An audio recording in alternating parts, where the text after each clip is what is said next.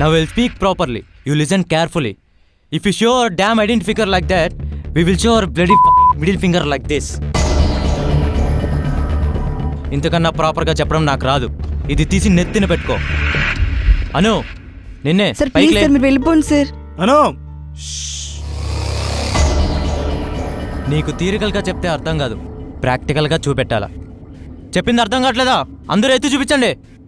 ఇప్పుడు మీరు నేను చెప్పినట్టు చేయలేదో మీలో ఏ ఒక్కరిని ఒక్క ఎగ్జామ్ కూడా రాయనీయకుండా చేస్తా. నా గురించి తెలుసు కదా.